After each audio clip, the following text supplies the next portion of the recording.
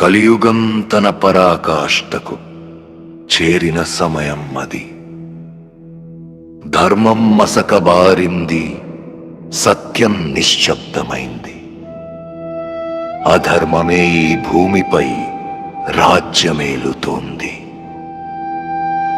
ఈ చీకటి యుగానికి మూల కారణం కలిపురుషుడు.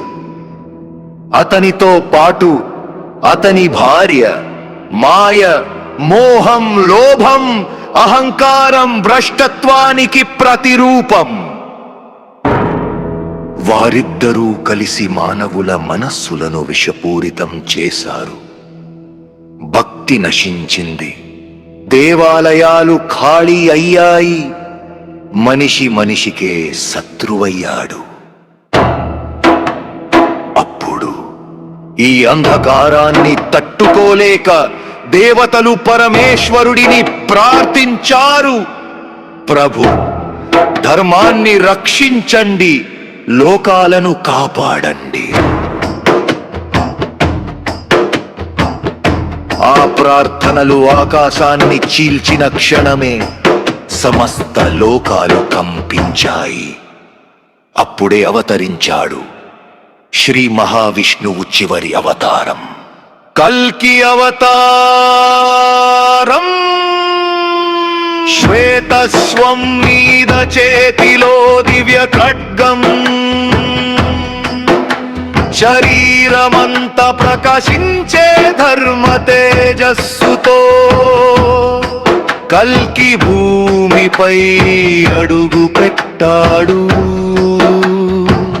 ఆ వెలుగుతోనే అంధకారం వణికింది. కలిపురుషుడు గర్జించాడు, నన్ను ఓడించేవాడు ఎవడూ లేడు. కలి భార్య తన మాయా శక్తిని విడుదల చేసింది.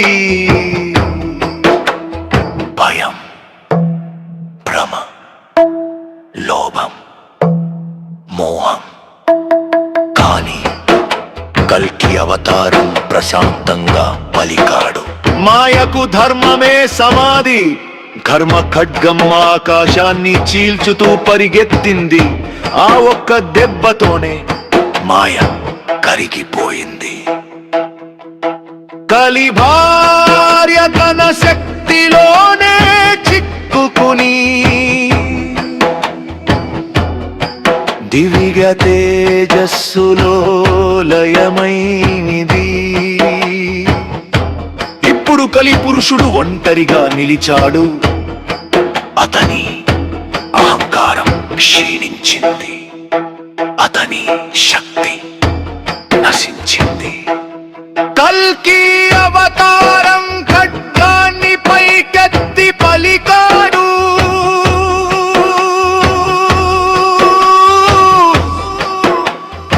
అధర్మానికి ఇక స్థానం లేదు. అప్రఘోరమైన దెబ్బ. కలిపురుషుడు పూర్తిగా సంహరించబడ్డాడు, లేదా శాశ్వత అంధకారంలో బంధించబడ్డాడు. ఆ క్షణమే కలియుగం ముగిసింది.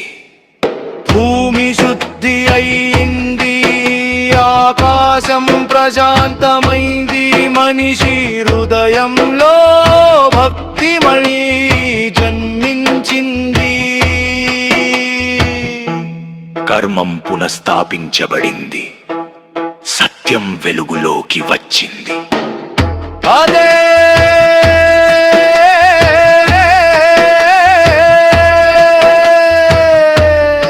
సత్యయుగారంభం.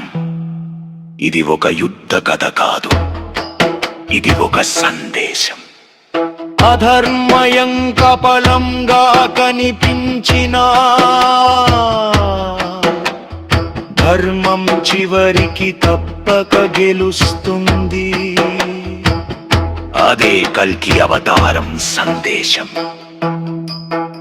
అదే శాశ్వత సత్యం.